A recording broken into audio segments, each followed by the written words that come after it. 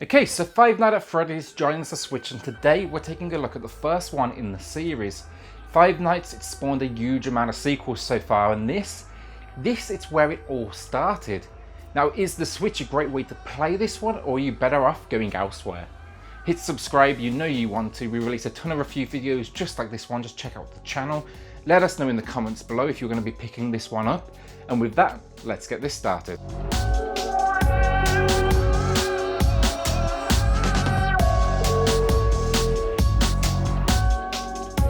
Okay, so Five Nights at Freddy's, it was a surprise hit when it first came out back in 2014. It all started actually after the creator, he was criticised for creating a kids game where the characters were just too scary looking. I'm pretty sure he is now happy reflecting on that criticism, because those words, those comments, they led him here. The decision to make a horror game with what would typically be kids characters came to full fruition for him. The story here, it's simple. The animatronics come alive at night and recognize you as a metal endoskeleton out of your animatronic suit.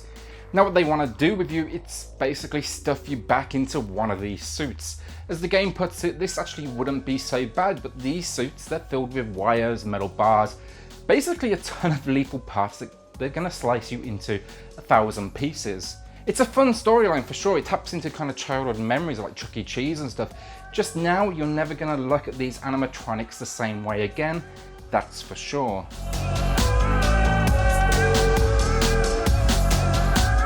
Now graphically for me, it's the character design and the world that pushed this one into the public eye. It has toy lines now, stuffed toys everywhere, branding just everywhere, countless sequels.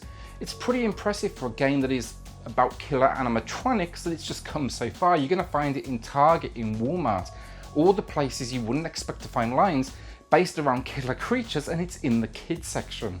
The characters here, they each embody a different level of kind of creepy, and when you find them staring back at you through the camera, you'll feel that shiver down the spine, realizing quickly they know exactly where you are. The designs, they're fantastic. The frozen movements, they're just great and creepy looking. They're just so different from one another as well. So when it comes to the world, I also really like this one. The security room is designed well to look like a security room. And as lights flicker, power drains, the impact of power running out, it starts to become apparent in game. Now as you spend the entire game time in this room, it's good to see it looks like a functioning location.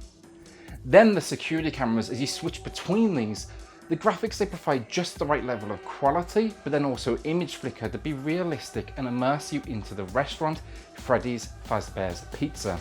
Each room here is just instantly recognizable and unique, meaning I quickly didn't need to pay attention to the room names or the camera number. I knew exactly where I was on the security camera app simply from memory.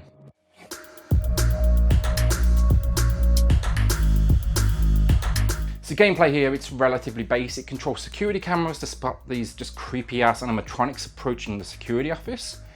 And well, that's about it. Controls here, they work relatively well. You use the joystick or D-pad to move the cameras. There's a single button to close one of 2 security doors in the office with you, but you can also then use a flashlight as well. I know it doesn't sound like pure excitement when it comes to the gameplay, and I'll be frank, it's not. What it does do though is make you feel completely in control of this life or death situation. That burden, it's entirely on you. Being fully in control, it just builds upon the incredibly tense atmosphere and gameplay. When it comes to challenge, a few factors will of course put the odds in Freddy and his crew's favour. Expect cameras to go out of function, providing them an opportunity to move quickly. Then the whole time we have a power meter in the bottom left corner that may be one of the worst power sources I've ever seen. It drops so damn quickly, and well, here lies the challenge of Five Nights at Freddy's. It's like charging an iPhone. Don't just survive the night, but reserve battery to get you through to 6 AM, that's the end. No, you can't just lock these doors and wait, that's not gonna work. Here, looking at cameras, closing doors, using a flashlight, it's all going to impact the battery, so you need to be smart and reserve it. When it does come to difficulty, you're also going to quickly pick up on patterns of movement. They always come from the same side. They frequent rooms constantly, so memorizing these patterns, they will become part of your strategy. It's definitely not perfect by the end game. I kind of had a pretty solid strategy in place, but until you reach these last kind of couple of nights, the tension is real. It's just a shame once you get it, it kind of loses its impact. Overall, you're going to be spending around 6 hours in game, and it is simple, but you won't once get bored. The controls are simple but very, very effective, and it's not necessarily scary, just very, very tense. Okay, so possibly the most important area of this one, audio. Music is suitably ominous, but there's very little to find in here except for menus. It's the sound effects though that are key. For this one, I would suggest either getting that TV as loud as possible or using headphones. Audio is actually going to be a key strategy to lead you to victory and to surviving the increasingly difficult nights. Now, why is that? Because with the battery draining so quickly when you look at these cameras, when you close these doors, you need to take just very quick looks at them instead and then listen out for audio cues. Often the visuals, the movement, the staring into the security camera creeping you out, they're staring into your soul. It's all simply a distraction. Sounds though, they're not. As they get closer, audio is going to become apparent. They come in the strange forms of creepy music, like you're at the fairground, footsteps, glitches, voices. This is how you know you're in imminent danger, and it may be wise to go ahead and close one of those doors. Now, outside of this music and sound, it provides the scares as well. Like I said, it's not necessarily a scary game, more tense, but the audio is here and it's going to do a few jump scares every so often. Also, understandably, it's pretty sparse as you're left to panic in the security room itself. When it comes to those jump scares, if you fail to survive one of these, one of the characters will jump out at you. It's nothing more than a really loud sound to make you jump out of your seat, but it works, and it really, really works. The only other audio is voicemails from the previous security guard. These take place at the beginning of each level, and they key you into the story, the Freddy lore, and obviously the controls on what you should be doing. It's, as I said, a suitably creepy storyline that's voice acted very well.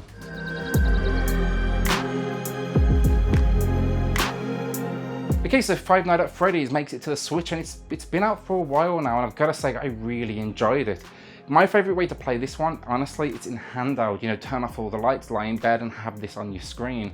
It's a fantastic way to immerse yourself in the gameplay. It doesn't look bad either way though, and you're gonna have a great time. I will say that this one is very tense. You're going to be pretty much on the edge of your seat pretty much the entire time, so if that's not your thing, maybe keep away from this one. But fortunately, I really enjoyed it. I think we have Freddy 2, 3 and 4 now on the Switch as well, so I can't wait to dive into them. But today, I'm awarding Five Nights at Freddy's an 8 out of 10. This is a fantastic port. It's a very simple game, but I'm really happy to finally experience it. My only previous experience was watching other YouTubers play this one. If you like this video, hit subscribe, hit like, leave us a comment below letting us know if you're picking this one up. We've got a ton of other videos over on the channel right now, so go ahead and check them out, and we'll see you all on the next Gaming X.